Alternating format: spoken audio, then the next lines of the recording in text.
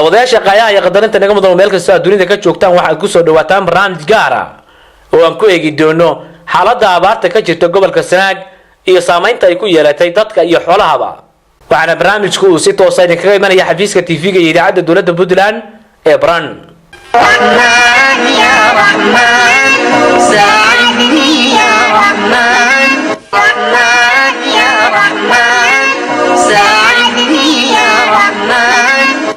abaarta ka jirta gobolka Sanaag ayaa waxay tahay mid saameyn ballaaran ku yeelatay dadka iyo xoolahaba. haddaba si aan wax badan uga ogaano abaarta ka jirta gobolka Sanaag iyo saameynta ay ku yeelatay dadka iyo xoolaha, waxaa toddobaadkan wariyaal ka socda xafiiska TV-ga iyo idaacadda dowladda Puntland ee Bran ay booqdeen qaar ka mid ah magaalooyinka iyo tuulooyinka gobolka Sanaag, kuwaas oo ay ka mid ahaayeen Jiicanyo, Ceelbu, Mindhicir, Xingalool, Damalaxagare, Fiqifuliye, Shimbiraale, Carmale, Hadaaftimo, Baran, Rad, Midigale iyo deegaamo kale oo ka mid ah gobolka Sanaag. iyadoona meelahan aan booqanay ay ka jirtay abaar baan oo saameyn ku yeelatay dadka iyo dunyadaba. waxaa sidoo kale sii kordhaya maalinba maalinta ka dambaysa dadka ku soo xiroonaya magaalooyinka gobolka kadib markii xoolahoodii ay abaartu saameyn ku yeelatay. sidoo kale waxaa iyana sii kordhaya carruurta ay hayso nafaqo xumadu iyo xanuunka jadeecada, mana jirto ilaa iyo hadda cid gacan ka geysatay xaaladda abaarta ee gobolka Sanaag. marka laga reebo hay'adda WFP oo raashin gaarsiisa bil kasta qaybo badan oo ka mid ah dadka ku dhaqan tuulooyinka iyo magaalooyinka gobolka Sanaag. hase ahaatee raashinkaasi ma ahan mid dabooli kara baahida ay qabaan dadka gobolka, maadaama ay sii kordhayaan dadka ku soo xiroonaya magaalooyinka ee ka imanaya dhulka baadiyaha, kuwaas oo ay saameyn ku yeelatay abaarta ka jirta gobolka. sidoo kale wasaaradda caafimaadka ayaa iyana gaarsiisay tallaalka jadeecada qaybo ka mid ah gobolka Sanaag. hase yeeshee weli waxaa sii kordhaysa carruurta uu soo ridanayo xanuunka jadeecada iyo nafaqo xumadu. sidoo kale biyo la'aan saameyn ku yeelatay dadka iyo xoolaha ayaa iyana ka jirta gobolka Sanaag kadib markii ceelashii biyaha ay qaarkood jabeen halka qaarna ay biyo yarayeen. waa kuwan qaar ka mid ah bulshada deegaamada aan booqanay oo la hadlay warbaahinta dowladda Puntland, waxaana dowladda iyo hay'adaha deeqda bixiya ay ka codsadeen in lala soo gaaro gargaar isugu jira cunto iyo biyoba. waxaanu ku mahadcelinaynaa saxaafadda miidiyaha Puntland oo noo yimi si tabarwacaada noogu yimi oo ummadda eegaya baahiyaha ka jira aanu marsanayno codsiyadayada iyo waxaanu tabanayno. dad sugaya oo meesha aan waxba qaadan oo fadhiya oo tiradoodu 195 waan waxba qaadan oo xooli ka soo dhamaadeen soo xoroodeen shalay xitaa qayb baa yimi ku soo xorooday. dadkaasu biyo, raashin, daryeel, hay'ad, maamul wax ay ku qabaan ma jirto. number 1 waxaanu leenahay madaxweynaha Puntland hurdada laga kaco. madaxweynaha codsanaya dadkiisa u burmado sidii caafimaad ahaan ugu baaqay in iskurigooyinka loo raaco heerkii maraya. xoogaha waxaa lagu ladnaa WFP khayr allaha siiyo gargaar ay kal hor qoday oo aan tiro badan lahayn. ummadda halka reer Jiicanyo oo iskugu timi oo tiro yar qaadan jiray. tirada yar waxa ka awood bartay dadkii gadaal intay wax qortay soo xorooday. dadkaas oo jibaar ma dadka siin jirtay. raashinkay qaadan jireen wuu fiicnaa oo raashinkii ay yaqaaneen oo cuni jireen oo tayale u ah. laakiinse gadaal wax yar oo tiradoodu yar tahay oo laba haaf iyo joodhaa sokor waa laga soo reebay. intaas reerkii ku beeskaraysan yahay in 9 reer dul fadhido maalinba karsadaan. waxaanu codsanaynaa dadka intaa le ka WFP ahaan cuntada nafaqada leh oo borotiinka leh inay labeelkii ay dadka u balowday oo hore ku soo celiso. axmed waxgee adigu ka soo xorootay? anigu waxaan ka soo xorooday meelaha ka dhowdhow Baran eerka barameed. dadkii reer baadiyaha baa baadiyaan ka waran xoolahaaga maxaa kaaga haray? geel ari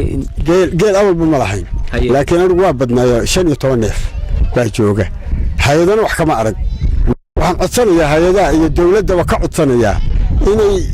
timaada oo nala eegtaa oo wax nafaqo la soo gaartaa. dadkaas iyo duunyada halkaa ku liita iyo 20keedii baan waxaan ku soo xirooday jacanyo waxaana ka imi soona kan baa xooluhu iga dhammaadeen markaa intaa ka hor markay dhammaadeen baan halka markaa reeraha keenay hantidii markaa aan haystayna waxaa ka hadhay oo haddeer ka nool 2 geela 9 riyaa 2 idaa kabacdi markaa anigu waxaan ka mid ahaa dadkii marka WF-tu ay qortay WF-tu kal hore markaa iyo maamulka iyo hay-aduhu aad baynu u gurmadeen oo xaaladda abaaraha si degdega oo emergency ah hadday biyo tahay iyo hadday cunto tahayba waa sanadkii hore ka gadaal sanadka gadaalkiisii dambe sanadkii hore gadaalkiisii dambe iyo sanadakan haddeeraynu ku jirro iyadoo ay soo labalaxaadsadeen abaaruhu oo sidii hore ay ka soo labalaxaadsadeen waxaan dareemaynaa in gurmadkii intii ka yar yahay biyihii aan lahayn maxaa codsanaysaa marka waxaanu codsanaynaa WF horta waxaanu ka codsanaynaa oo nooguna kordhiso aad xagga nafaqada waayo dadku ma aha dad xoola wax ku yidaamanaya ma aha dad maaragtay bays lacageed haysta oo qudrad iyo maaragtay cagaar iyo wax soo iibsanaya waxaanu codsanaynaa oo kale xagga biyaha iyo xagga kale de wixii kale oo dadaal ah oo caafimaadka iyo wixii la mida oo nolosha bini aadamka ay ku xidhan tahay waxaanu ka codsanaynaa maamulka axmed baa la yidhaahdaa axmed waxaad ka warantaa bal xaaladda abaarta iyo saameyntay kugu yeelatay abaartu abaar 3 jira bay ahayd ku labaad ugu dhoweyn mahay ku labaad baa xoogaa naqal la ooday oo gaaban waana laisu soo guuray baabuur iyo lugba waagaana xooluhu waa sii waraaqayeenoo waa badnaayeen kadib naqla ma arag hadday waahayd iyo hadday dayr ahayd naqla ma arag oo weliba dayr lamaba dhadhamin xoolihii marka way iska tageen de awalba wax liitay ahayd adiga imisaa ku haray abaarta anigoo ari tobaneeye ah oo lalahaa hadda qaar baa duuqay baa haray magaalada kusoo xiraysa anigu magaalada kuma soo xiran reeraan isaga dhiibay aniga naftayda meesha soo galay iyo wax ila socda mana qorni anigu hadda 2 bilood iyo something baan joogay xagee baadan qornayn hay'adaha ma qorni muslinkaasaa waxay siiyay hadba goortaad waa ka magaca Saciid balina Saciid ma dadka deegaanka tahay mise xagee adigu ilaa kale meesha waa ka dhudhuway laakiin 4 cashan hadda magaalada reerku joogaa oo aan ku soo dhaway dadku haddee annagu irsiqa horta wixii ilaahay ku qoray kuma seegaan balse xaggaas laga warramay oo dadku ka warramay wixii dee ama biyo ha noqoto ama cuntaba ha noqotee dadku dee waa ku daciif calaf dee waa la iska cunaa laakiin waa ku daciif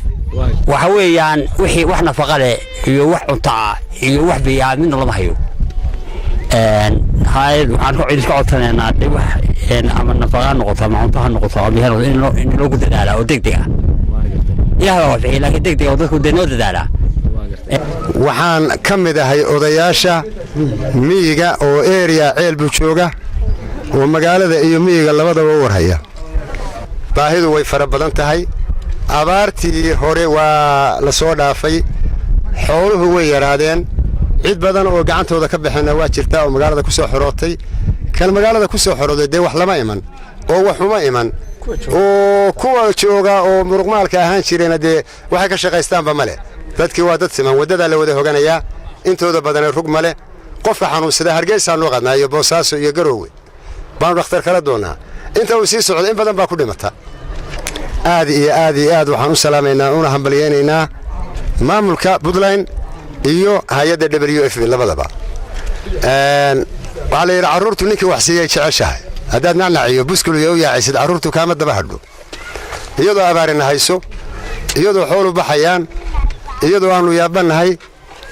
ilaahay baa u soo dhiibay oo de iyagaa deeqad noo fidiyey dadkana sida loo sheegay ma wada gaadhaan yeelaheedii nin hadduu waxaysto dee waxbaad la cuntaa waxaan ku noqonayaa hana loo kordhiyo dhexmarka waxsiinta booqashada wararka oo hana loo kordhiyo raashinka isaga oo aanu yahay mid nafaqa leh oo iidaan leh sida waayeel baa jira carruur baa jira dad xanuunsanayaa jira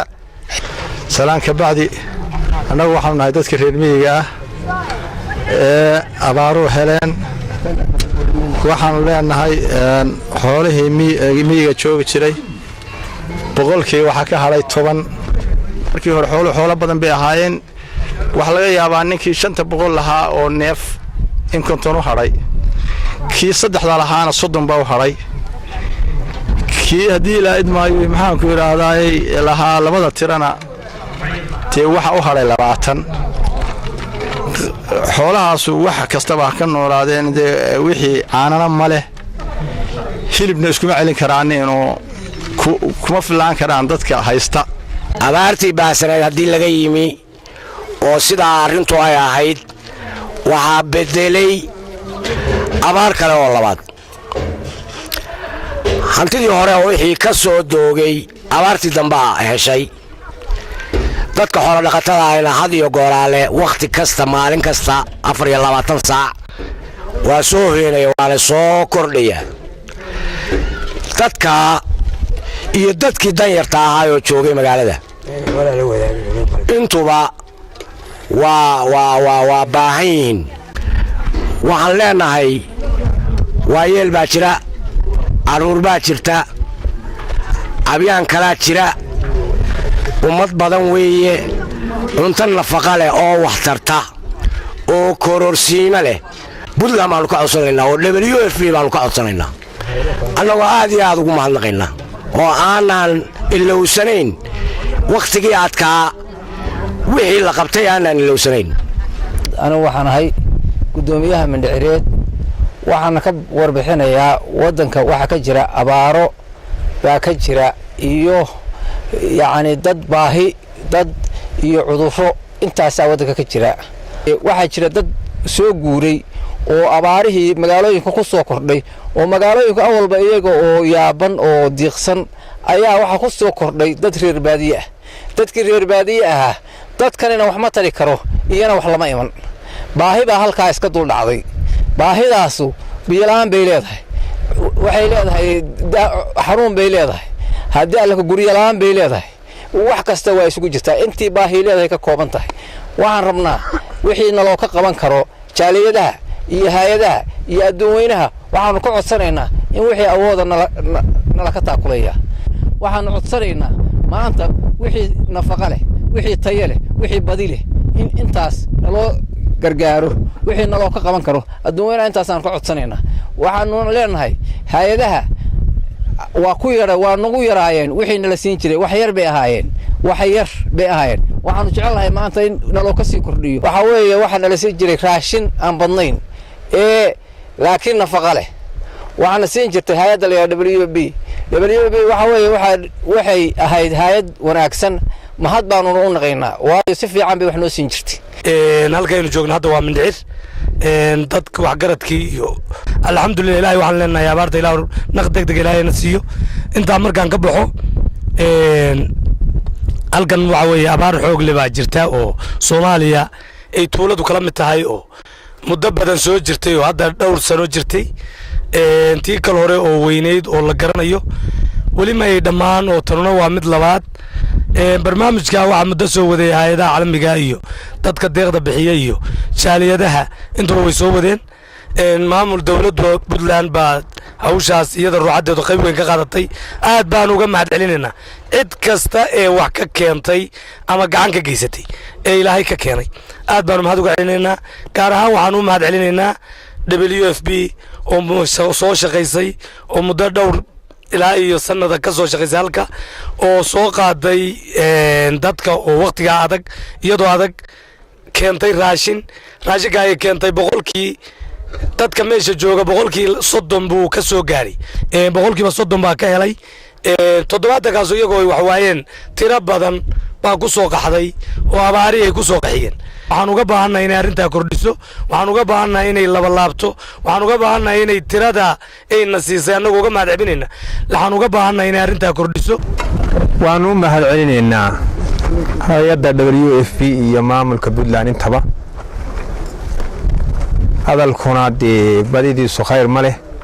waxaan oran lahayn hawlka madaale weli waa hogadii jiilaal dheer oo abaaraa la sheegi jiray daba dheer iyo la yiraahdo oo taariikhale oo dadkii hore taariikhda laga sameyn jiray tan anigu hadda magacay weli la baxday ma garan karo laakiin waxaan oran lahaa waa kulley waa mid 2 sano 4 sano 3 sano meelahaas ay maraysaa hantidii xoolaad waa dhamaatay way dhici jireen jiilaaladu laakiin jiilaalakani lufataan u malaynayaa inay la bixi doonto tani halka de ka warbixinaynaa oo aanu sheegaynaa oo aan rabnaa inaanu ka warbixino baahiyaha ka jira degmada iyo deegaanka inta ay xukunto 12 meelood oo xingool laga xukumo oo halka ugu xigto dharkaynka Tawakal Wardheer Rabcad meesha la yiraahdo Waridaad Sibaaye Gurmale Jiingada Qoyan intaas waxay tahay inta dawladaha xagare inta hoos timaada degmada Xingalool inta markaan warbixinteeda anigu waa xogayihii degmada Xingalool aan ka warbixiyo waxa ka jirta abaar baahsan oo abaartii hore oo la wada jiray sima aad iyo aad wax qabadkii waxa nooga qabtay maamulka Puntland iyo hay'adda WFP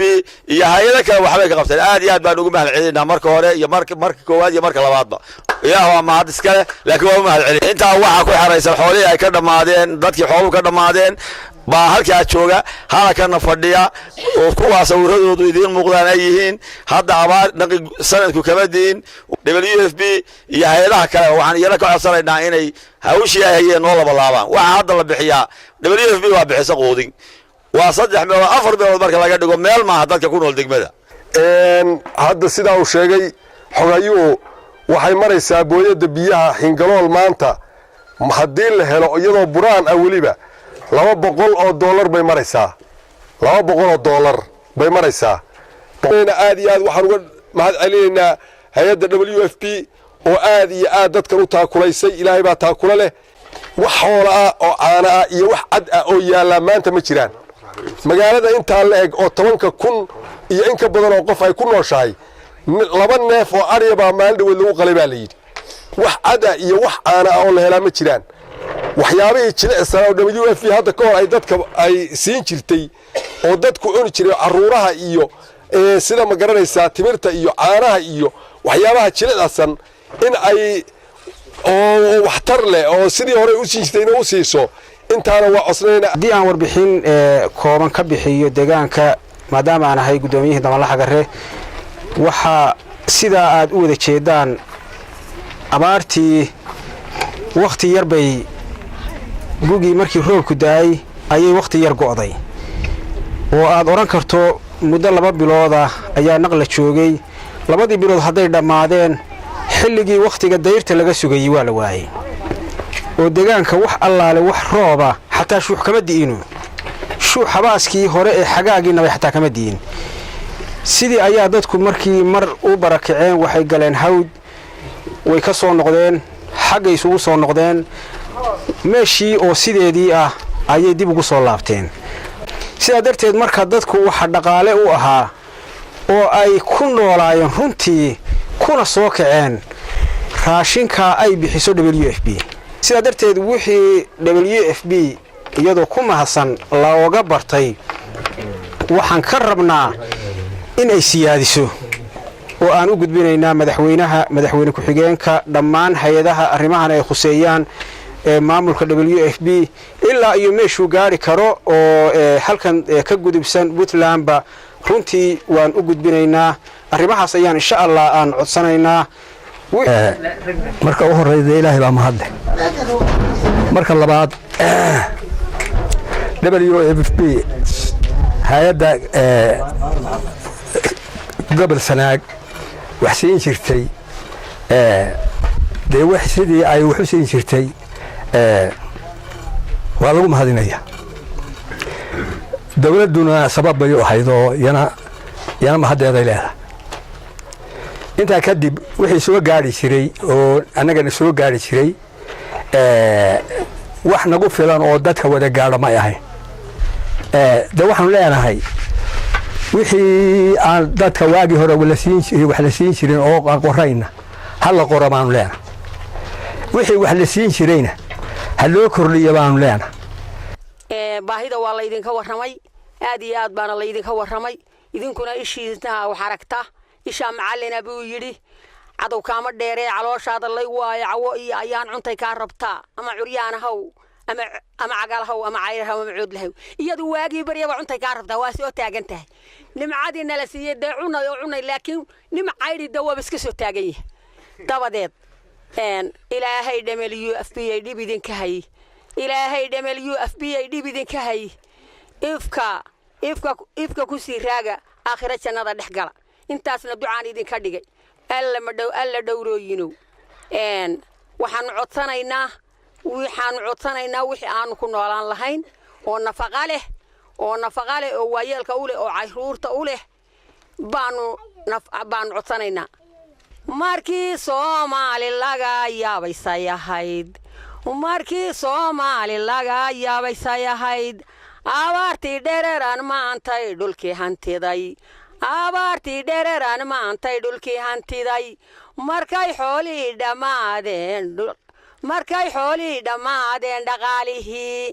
markay xoolii dhammaadeen dhaqaalihii haddaan sarreeyaha ilaah ummaddiisa noo sakhirin ma dhaantayneen dhurwaabaana cuni lahaa ma dheeldheelleena waa wada dhammaan lahayn ma dhaantayneen dhurwaabaana cuni lahaa ma dheeldheelleena waa wada dhammaan lahayn Soomaali ha noolaato anigoo ah Yaasiin Maxamed Warsame gudoomiyaha degmada Fuqufliye waxaan maanta aad mahad ugu celinayaa TV-ga Puntland oo maanta nagu soo muuqday degmada Fuqufliye anoo ka warbixinaya degmada iyo deegaanada hoos yimaada iyo xaaladooda run ahaantii adduunka waxa ka dhacay ama Soomaaliya oo dhanba abaar aad u baahsan oo aan laga sheekayn karin ilaahay sayna ka dulqaadi doono insha Allah waxa ka jirta xaalad abaareed oo aad u baan siiman degmada Fuqufliye waa dhulkii abaaraha khatarka ay ku dhaceen oo aad iyo aad dadku ugu barakaceen haddana sanadkana laga hayaamay oo sida laamiga oo kale loo ay dadku uga guureen dadka xoolo dhaqatada ah ama buuraha oo kale ceergaabo dhulalka looga guuray dadkii qaxoontiga ahana ay joogaan iyada iyo tuulooyinka ku dhow sida Damalaxa Garre Shimbiraale Arda Dalsan dib qaraax booda cadde kulaal dhulalkaas oo dhan ay qaxoontigii iyo degmada Fuqufliye dhammaan aad u dul hooganayaan oo aad iyo aad ay u tabaalaysan yihiin markaad aragto aadna haysid ilaahay baan u baryanaa marka waxaan wax qabada oo soo gaadha oo macnaha hay'adaha ay siiyaan aad baan ugu mahadcelinaynaa hay'adda WFP oo mar dhexdaas ahayd waxoogaa u qortay haddana ka shaqeysa oo gacanta ku haysa wax quudiya oo yimaada haba yaraadeen ha yaraatee ay tahay iyada aad baan ugu mahadcelinaynaa xagga kaleeto baahidooda kaleeto dadka jilicsan ay aad iyo aad abaartu u saameysay ama biyo la'aan ha ahaato ama raashin la'aan ha ahaato siiman hay'addu oo hadda u keentay dhowr 2 bilood u keentay raashin ay ku qaybsan jireen ilaa 5 qoys 6 qoys dusha isaga bixin oo nafaqada wixii loo keenay ay wada qaybsan jireen raashin filicsan aad baan uga mahadcelinaynaa waxaan la jecelahay insha Allah inay noo sii kordhiso oo ayusha halkii ay ka wada ay ka sii wado waxaan ka soo guuray soolasha taran ka soo guuray xoolo wanaga dhamaaday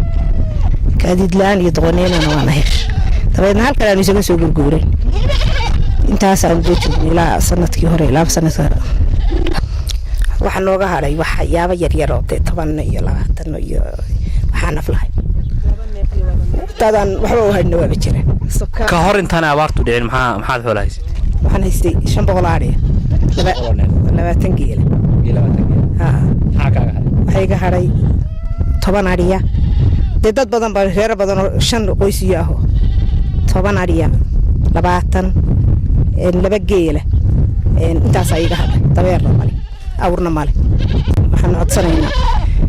dee baahidu way badanta baahida raashin la'aanta maxay haytoy baahidu aad bay noogu fara badantay biyaha iyo raashin la'aanta haddeer noogu sii khariban waa gartay yaaniya dadkaygu waa soo xiran waa gartay imise qof adigii halka u soo xiratay waa dad qoysas sugan baa barna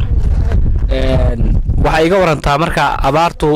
qaabka u soo xirateen waa qaab noocee ah waxaan u soo xiranay abaartii xoolihii baxeen intaan caatada laysa gaan xooli cusub baa horta ku dhacay xoolii way baxeen waa gartay hadday baxeenna wax yaroo ka dhige waa ka haray waa gartay annaga iyo waxaa qadarkeed la joogaayaa waa baahana waa gartay haddee dunia biyadhaams baa ka socda waa gartay markaa annaga iyo iyaguba biyaan rabnaa waa gartay dee raashinna goor noogu dambaysay dee dawlad u hoosiyaan maba dhowge waa gartay indhawoye in xuso waa gartay lama warsiiyo waa gartay dee sidaasaanu ilaahay iyo idinka ugu baahana gudoomiyaha tuulada shimbiraale cabdulaahi adoo ku bilaabaya magacaaga bismillahi raxmaan raxiim magacayga waxaa la yihahdaa cabdulaahi maxamed axmed waxaad nooga warantaa xaaladda abaaraha iyo sida u saamaysay tuulada shimbiraale iyo deegaamada ku xeeran abaaruhu si ilaa iyo sanadkii hore abaaro xooglaa ka jiray roobkii berigii dhaweytona waa gafe meesha oo ma helin abaarihii berigii hayaankii dhacay ee loo bari la qabtay ilaa hadda abaartii sidii bay dadka u haysataa dadkii markaa laba qaybood buu ahaayoo qaybi markii horeyba caydhowday qaybina mar labaadkii dambe markay soo noqdeen bay caydhoobeen labadii qayboodba waa joogaan qaybi waa cusub tahay oo waa guryaha halkaa ka muuqda qaybtaas WFP waxba ma siiso waxaanu ka codsanaynaa hay-adaha dawliga iyo kuwa maxalligaaba inay indho gaara ku eegaan magaalada la yidhaahdo shimbiraale oo dadkeedu aad iyo aad u badan yahay dadkaas oo aan haysan wax hooya iyo wax cunto ah midnaba aan haysan xoolihiina ay ka dhammaadeen dadkaa waxaanu leenahay qayladhaan waxaanu u diraynaa adduun weynaha iyo wixii muslim islaameeda iyo puntland waxyaalaha nafaqada leh ee matalan dadku waa bilaa nafaqo caruurtu waa bilaa nafaqo waxyaalaha nafaqada gelinaya ee dee waxtarka leh dee inay siiyaan baanu ka codsanaynaa oo dee wixii waxtaraya waa waxyaalaha nafaqada leh baa waxtaraya hooyada iyo dhallaankaba iyagaa waxtara walaal magaca adiga aniga waxaa la yeesayna Axmed Jiire saynabi waxaad iga warantaa ka hor intaan abaartu dhicin maxaad xoolo haysay waxaan haystay xoolo fara badan oo geel iyo ari baa leh haye dabadeedna xoolii way bixeen abaari baa si xun noo saameeyay waa gartay dabadeedna markii xoolii naga bixeen oo naga dhamaadeen waanu halkan baanu iska nimi waa gartay haraad iyo xoolo la'aan baan soo eriday waa gartay dadku waa dadkii caydhoobay ee abaaru saameeyeen ee xoolo ka bixeen hadii labadinkeeda leeyahay wax dee noo yimaado aan inta yar ahayn oo dadka waliba in yar qaadato mooyaan ma ogin wax kale meel kale xanoogama yimaadaan ka bacdina waxaan ku codsanaynaa wax jilicsan deynayna siiyaan hay'adu caafimaad inay noo keenaan inay biyo noo keenaan intaas ayaan ku codsanaynaa gargaar degdeg ah baan u baahana caafimaad iskuulo ma lihin iskuulada dadka hore ee magaalada ugu nimi ayaa caruurahoodu iskuulada ku dhigtaan meesha baanu galinka dambe u dhiganaa marka waxa weeyaan oo gabalka marka casarka ay tahay caruur ayagu tagaan dad jilicsan dadku waa wada liitaan sirqooyin caruuraha nafaqadara haysa ilmahan nafaqadara naga haysa xoolahan cadi caanayna cabi jirin mana haystaan iminka maba haystaan hilibku haddii tu neef la soo helo neefku waa nagu qaali mana qaadano de uma tagno halka uma dhaafno kalluun ma helo baddi naguma dhowa waxba ma kala helo ma helo waxa weeyaan halkaasaan tubanna marka walaalayaal barkadaha iyaga waa kuwa nimanka ay qodeen magaalada dadka hore magaalada la qoday barkada wax la siiri bal hadeen biyo idinku dhacaan xafadaha soo ilaahay deena noo soo nadaamisan baan iyagana rabnaa insha Allah WFP waxaan ka codsanaynaa walaalaha iyaga xagga maxay tahay Puntland waxaan ka codsanaynaa inay nala soo gaaraan maxay tahay gargaar degdeg ah oo ay noo keenaan raashin oo waxay noo keenaan caafimaad oo nafaqo wax nafaqo la noo keenaan caruur wanaga nafaqo la sirqooyinka waa noo jiifaan cadi caanana nooma helaan mar labaadna runtii TV-ga qaranka Puntland oo u helan isna xaaladda dadka iyo ummadda dhexmaro ogaado aad iyo aad isna mahadsan yahay ama waxa la oran karaa runtii halkan roobabkii dayrta mandaqadan Carmale roobabkii dayrta oo dhulka qaarkii helay kamay cusbaan oo kama diin abaartii hore oo runtii soomaaliya oo dhan ka sinayd waxaa u raacday dayr la'aan xaaladda duruufta abaareed noocaa weeye taasi waxay sababtay in intii xoogaaga iyaga yaraa ku maqnaayeenna ay xoolihiidii markay ka caatoobeen ama ay soo dhammaysteenba ay soo galaan iyadoo culayska runtii madaqada saaran ama haddii ay kuu roon yahay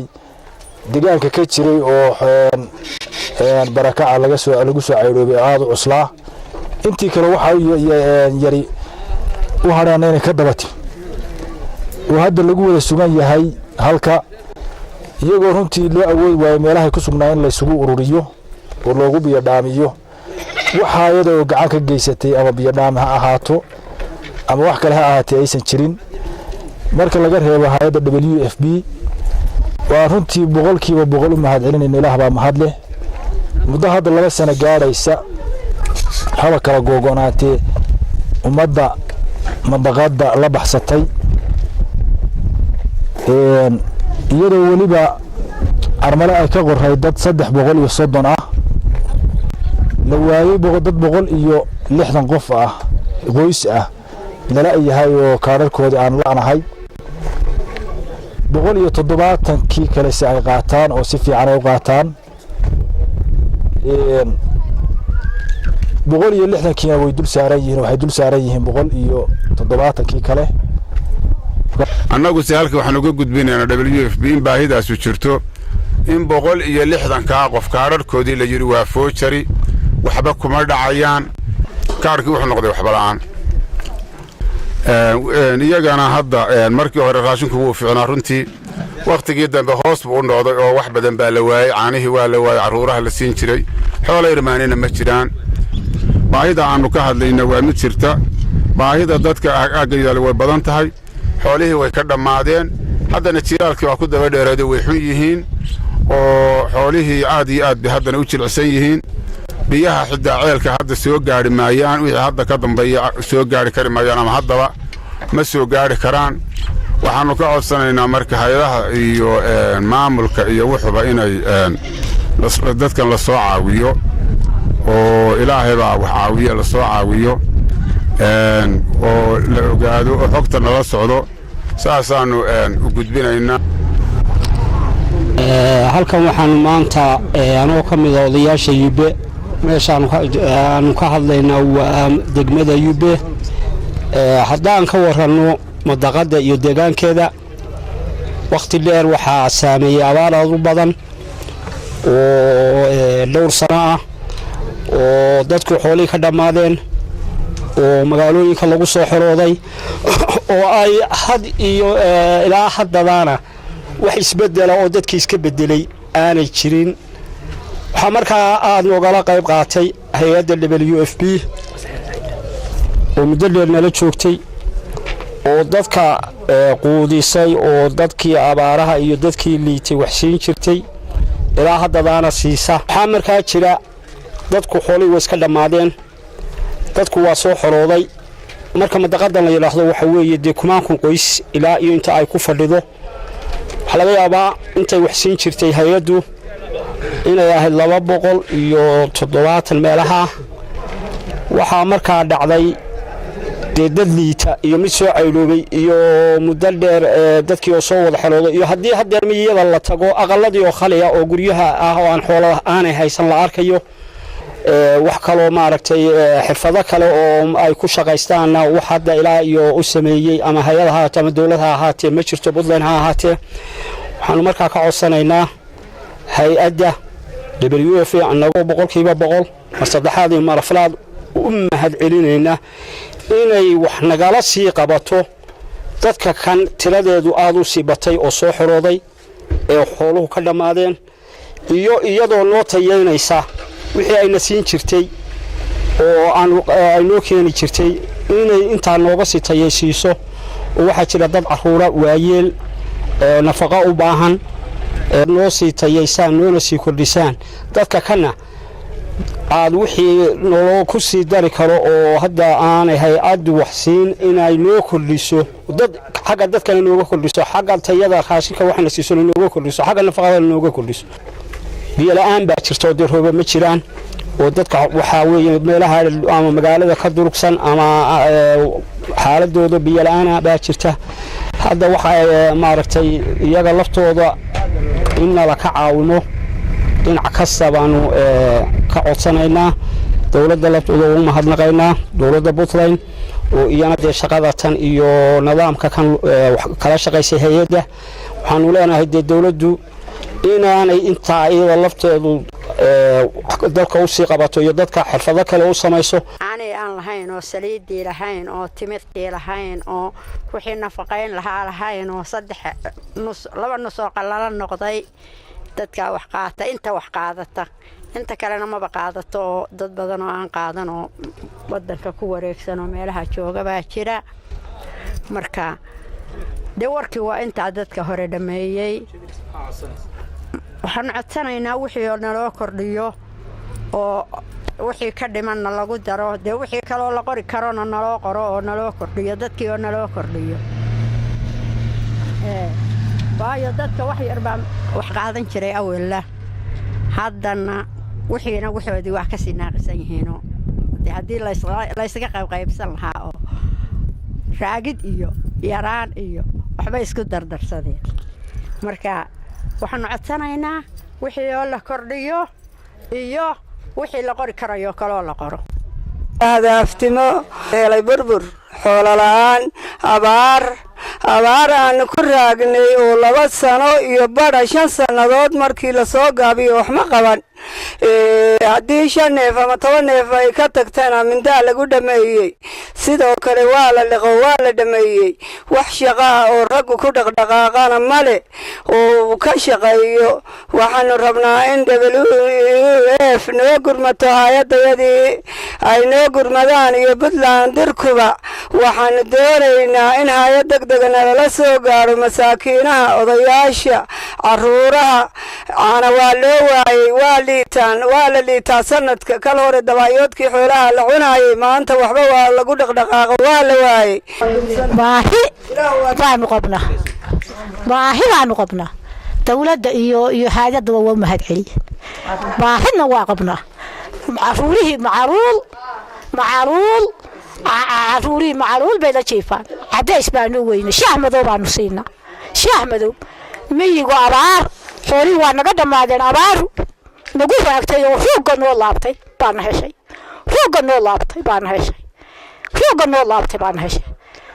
hay'adda waxaanu ka codsanaynaa iyo dawladduba inay noo kordhisaa raashinka inay macaawinada noo kordhisaa oo degdeg noogu keentaa oo awalba raashinka bixin jirtay magaaladana siin jirtay ilaa dad 290 waxaanu ka codsanaynaa hay'addu inay sii wado oo sii ballaadhiso raashinkii ay bixin jirtay sababtoo ah baahidii waa taagan baahidii inay ka sii darto mooye kama soo reyn baahidii waa taagan marka hay'addu aad baan ugu mahadcelinaa wixii hore u bixisay waxaanuna ka codsanaynaa inay dadka ay u sii kordhiso waxna siiso waliba ay ku kordhiso waxyaabo nafaqa ah oo dadkii madqana abaaruhu ay aad u saameeyeen oo miyiga ka soo galay oo magaalada jooga dadkii waa isku dul fuulay dad badan baa guryihii jooga marka inay sidaa u soo gaarsiiso wixii hore u bixisayna waa ku mahadsantahay waxa hadda inay noo sii kordhiso baanu ka rajaynaa dawladda Puntland waxaanu ka codsanaynaa inay hay'adaha ku cadaadiso inay dhulka tagaan inay dadka wax siiyaan raxiim aniga oo adeeqa Saciid Xirsi karan hadlaaya magaalada Rad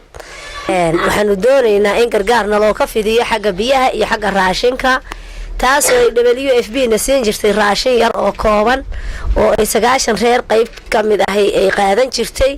magaaladana ilaa 600 oo reer ay soo degtay dadkii xooluhu ka dhamaadeen oo reer baadiyaha ahaa oo abaartii hore oo xumayd ay ku dhacday maxay ahayd galaas baa loogu qaybshay raashinkii hal habeen bay wada karsadeen markii xaafadaha la gaargaarsiiyay cuntadii halka oo leyd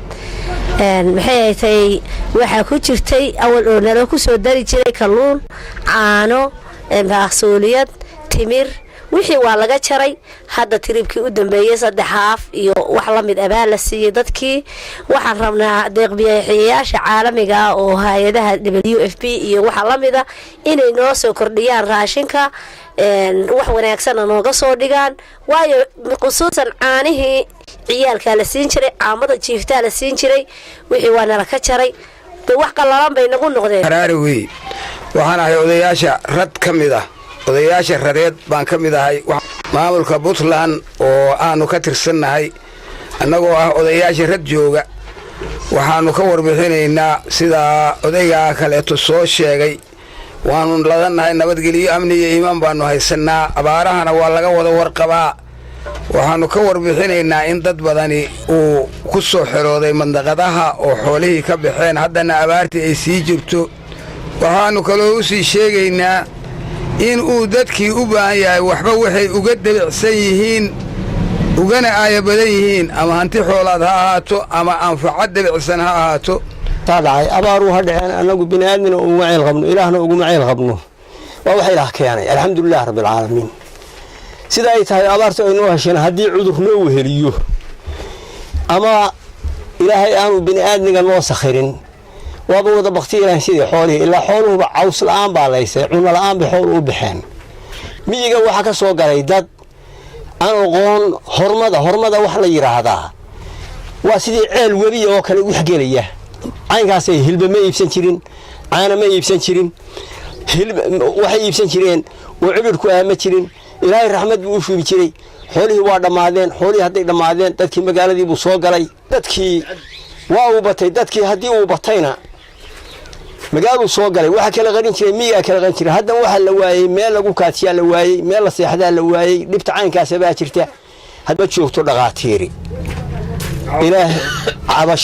kana ilaahna ka caban mayno waxay tahay dadka miyiga ka soo gelaya hooyna ma haysto hantidiina waa ka tagtay wax ku filanna ninka magaalo joogi jiray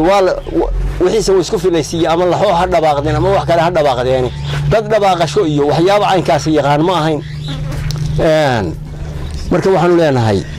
hanaloo dadaalo wixii naloo ku dadaali karo hanaloo dadaalo waxa weeye waxaanu nahay dadkii aniga magacayga waxaa la yidhahdaa maryam axmed maxamuud waxaanu nahay dadkii soo xerooday ee xooluhu ka tageen bogtuna waa jirtaa awalna waa nahaysay annagu haddaan aniga dib iska reebay awalna aniga way haysay oo 22 jir baa ii jiifay haddana arrintaasaa na soo gaartay ummadda ka sintay oo simada ah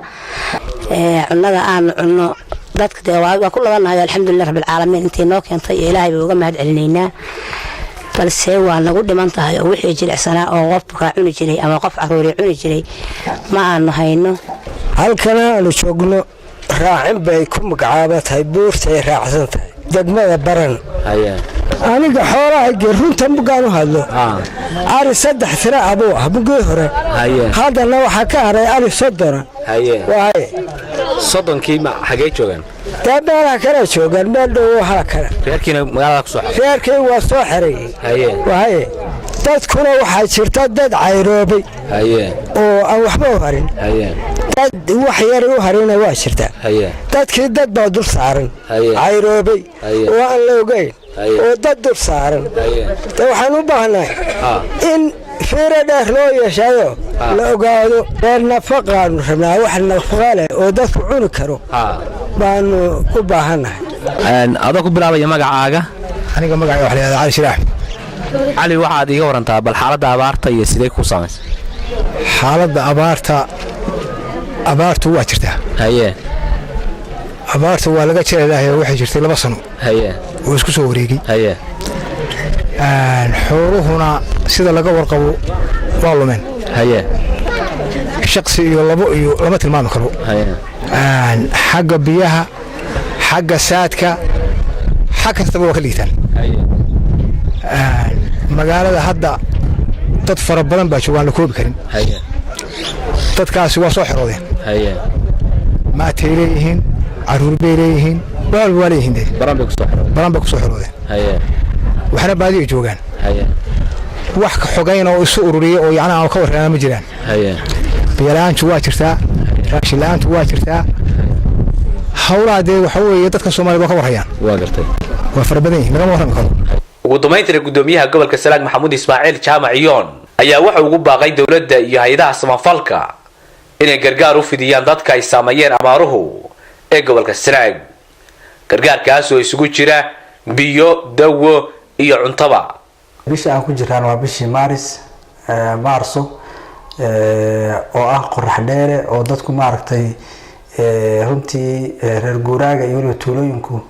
maaragtay xaaladdu ay aad iyo aad u adag tahay duruufo badan oo maaragtay ay maaragtay ay haysato oo xaaladda abaartu ay sababtay taasoo ay ka mid tahay inay maaragtay dadka qaarkii ay xanuunsanayaan waliba khaasatan caruurta iyo dadka waayeelka ah caruurta jadeeca haysa waxaa kaloo maaragtay jira maxaan ku idhaahdaa xanuuno kaleeto oo nafaqa darradu ay ka mid tahay biyo la-aan ay ka cabanayaan dadka reer guuraaga ah oo maaragtay baadiyaha degan ama tuulooyinkii maaragtay ku tiirsanaa inay ka cabaan baraagaha rigaga qaarkood oo jaban sida magaalada jideel oo kaleeto taasoo sababtay markaa dadkii inay maaragtay ay biiwaayaan ama ku adkaadaan ama meel fog looga keenayo oo dhaqaalo badan yani u kacaya xaaladaas markaa abaareed oo ba-an oo laga yaabo inaad arki doontaan maxaan ku idhaahdaa tv-ga puntland booqashadii soo sameeyey oo soo arkay ama dadku halka cod ka soo qaaday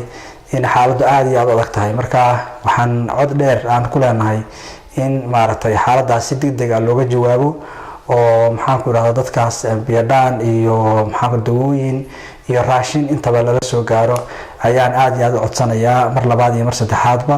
aada iyo aad baa mahadsantahay tv-ga puntland waa ku mahadsan yihiin maaragtay warbixintan uu soo diyaariyey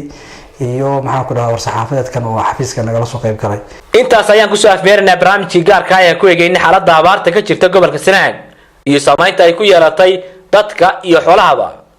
barnaamijka waxaa halka idinkala socodsiinaya idina soo jeedinayay anigoo xasan cismaan aadan xasan dhegayare dhanka farsamada iyo kamaraduna waa nuux mooto intaa barnaamij ka lamid aan ku kulmi doono waa xasan dhegayare iyo bahda tv-ga iyo idaacadda dowladda puntland ee baran oo idin leh maca asalaama